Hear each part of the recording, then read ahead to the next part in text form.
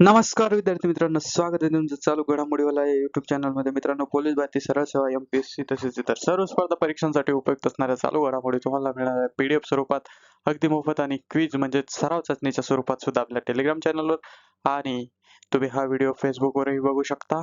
सोबतच फेसबुकवर आणि इंस्टाग्रामवर तुम्ही रीलच्या स्वरूपात पीडीएफ बघू शकता. तर कमी वेळात जास्त अभ्यास करण्यासाठी चालू घडामोडीवाल्याच्या चारही प्लॅटफॉर्म सोबत जोडले जा. आपण दररोज सकाळी 6 वाजता आणि शक्य न झाल्यास दिवसभरात लवकरात लवकर चालू घडामोडीचे व्हिडिओ घेऊन येत असतो. आज दिनांक 11 नोव्हेंबर, माफ करा, नोव्हेंबर आलं, 11 जून. सुरुवात करूया आजच्या 20 महत्वाच्या घडामोडीला. कालच्या दिवसभरात घडलेल्या महत्वाच्या घडामोडी आपण या व्हिडिओच्या माध्यमातून बघणार आहोत. आणि आजचा आपला पहिला प्रश्न आहे, जुलै 2026 पासून राज्यात नवीन मालकी हक्क कायदा लागू करणारे देशातील पहिले राज्य कोणते ठरणार आहे? तर हे ठरणार आहे महाराष्ट्र, ऑप्शन बी. प्रश्न क्रमांक 2, महाराष्ट्र सरकार जुलै 2026 पासून राज्यात कोणता नवीन आणि ऐतिहासिक कायदा लागू करणार आहे? आणि या प्रश्नाचं उत्तर आहे जमीन मालकी हक्क कायदा, ऑप्शन ए. याच्याबद्दलची महत्वाची माहिती बघूया. जमीन मालकी हक्क कायदा नेमका काय आहे? तर जमीन महसूल क्षेत्रात महाराष्ट्राचा ऐतिहासिक निर्णय. ऐतिहासिक कायदा आहे. महाराष्ट्र सरकार जुलै 2026 पासून राज्यात जमीन मालकी हक्क कायदा म्हणजे त्याला लँड टिल्टिंग ऍक्ट असं म्हणतात, तो लागू करणार आहे. तर देशात पहिले असा क्रांतिकारी कायदा लागू करणारे महाराष्ट्र हे देशातील पहिले राज्य ठरणार आहे. महत्व व फायदा काय आहे? तर या कायद्यामुळे जमिनीच्या अचूक मालकी हक्काला कायदेशीर हमी मिळेल, ज्यामुळे जमिनीचे जुने वाद मिटतील आणि फसवणुकीला पूर्णपणे आळा बसेल. प्रश्न क्रमांक 3, भारतीय वंशाचे व्यावसायिक दीपक भाटिया यांना दुबईमध्ये खालीलपैकी कोणत्या प्रतिष्ठित पुरस्काराने सन्मानित करण्यात आले आहे? आणि या प्रश्नाचं उत्तर आहे अर्थ दुबई अवॉर्ड, ऑप्शन बी. ठीक आहे.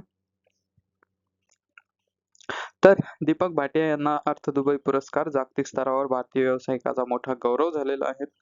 पुरस्कार सोहळा भारतीय वंशाचे प्रसिद्ध व्यावसायिक दीपक भाटिया यांना दुबईमध्ये प्रतिष्ठित अर्थ दुबई अवॉर्ड देऊन सन्मानित करण्यात आलेला आहे. उल्लेखनीय योगदान हा पुरस्कार त्यांना पर्यावरणपूरक व्यवसाय आणि शाश्वत विकासाच्या सस्टेनेबल डेव्हलपमेंट क्षेत्रातील त्यांच्या उत्कृष्ट कामासाठी प्रदान करण्यात आला आहे. प्रश्न क्रमांक 4, आपल्या गॅलापागोस बेटांवर जगातील पहिली स्मार्ट बेट पाळत व्यवस्था सुरू करणारा देश कोणता आहे? आणि या प्रश्नाचे उत्तर आहे इक्वेडोर, ऑप्शन सी. प्रश्न क्रमांक 5, इक्वेडोरने गॅलापागोस बेटांवर सुरू केलेल्या जगातील पहिल्या स्मार्ट बेट पाळत व्यवस्थेमध्ये प्रामुख्याने कोणत्या आधुनिक तंत्रज्ञानाचा वापर केला आहे? आणि या प्रश्नाचे उत्तर आहे ऑप्शन बी, अत्याधुनिक AI, ड्रोन आणि सॅटेलाइट, ऑप्शन बी. महत्वाची माहिती, जगातील पहिली स्मार्ट बेट पाळत व्यवस्था, पर्यावरण आणि जैवविविधता रक्षणासाठी इक्वेडोरचे मोठे पाऊल.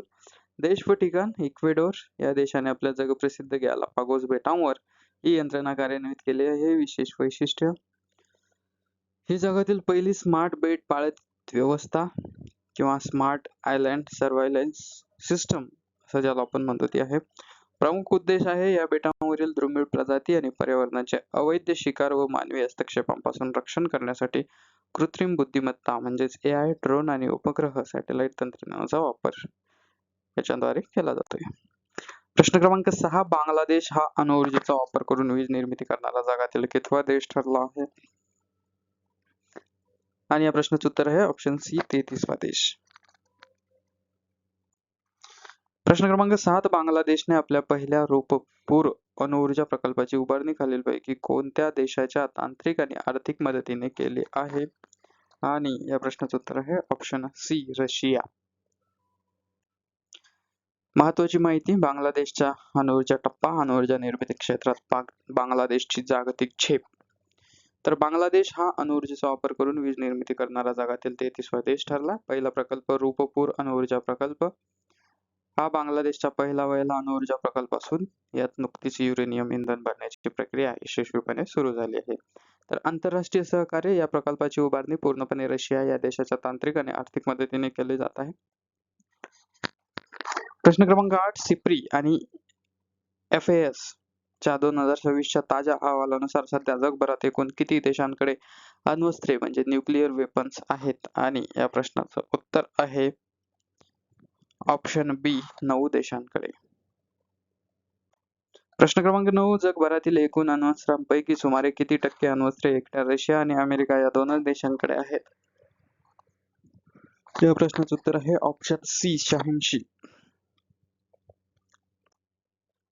जगातील अण्वस्त्रांची सद्यस्थिती तर महत्वाचे मुद्दे बघूया. अण्वस्त्रधारी देश Stockholm International Peace Research Institute आणि फेडरेशन ऑफ अमेरिकन सायंटिस्टच्या 2026च्या अहवालानुसार जगभरात सध्या एकूण 9 देशांकडे अण्वस्त्रे आहेत.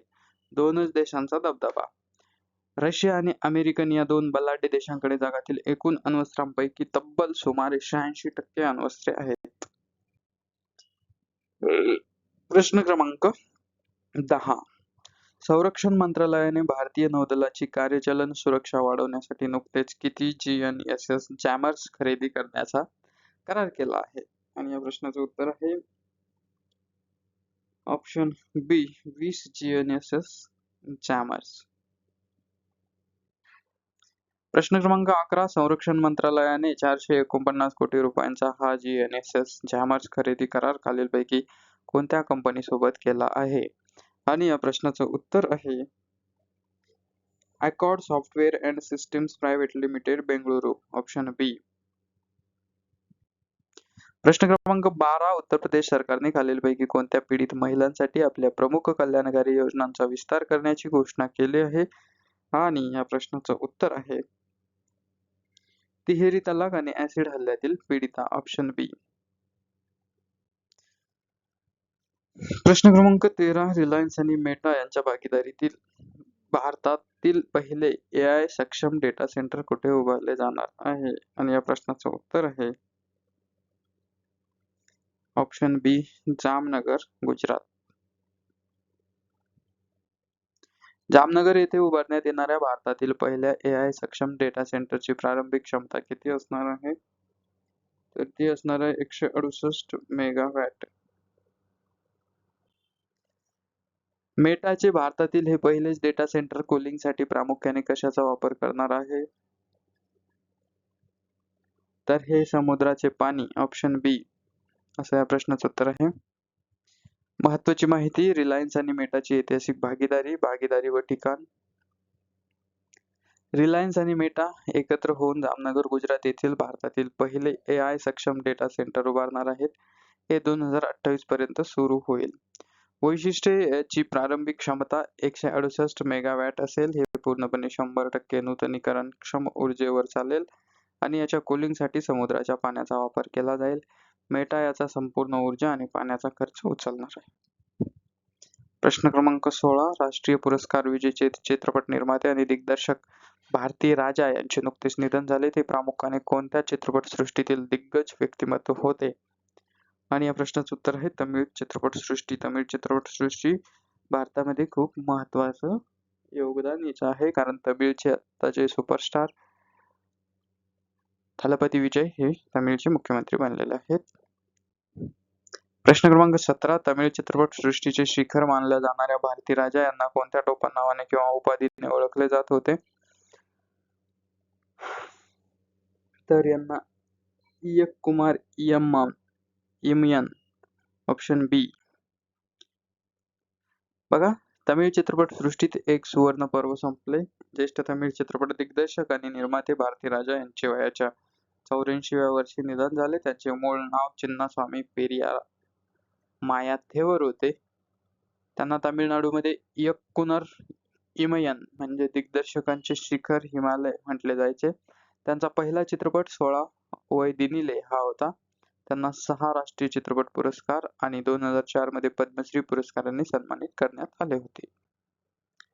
प्रश्न क्रमांक 18. केंद्रीय गृहमंत्री अमित शहा यांनी भारताच्या भूसीमांवरील मालवाहतूक डिजिटल आणि सुव्यवस्थित करण्यासाठी कोणती भूबंदर व्यवस्थापन प्रणाली सुरू केली आहे? आणि या प्रश्नाचं उत्तर आहे विनिमय. Option B. प्रश्न क्रमांक 19. केंद्रीय गृहमंत्री अमित शहा यांनी जाहीर केल्यानुसार भारताच्या भूबंदरामार्फत होणारा व्यापार 2014 मधील 5,000 कोटींवरून 2026 मध्ये किती हजार कोटी रुपयांवर पोहोचला आहे? आणि या प्रश्नाचं उत्तर आहे 86,000 कोटी रुपये. प्रश्न क्रमांक 20. विनिमय प्रणालीच्या माहितीनुसार सध्या भारतामध्ये एकूण किती भूबंदरे कार्यरत आहेत?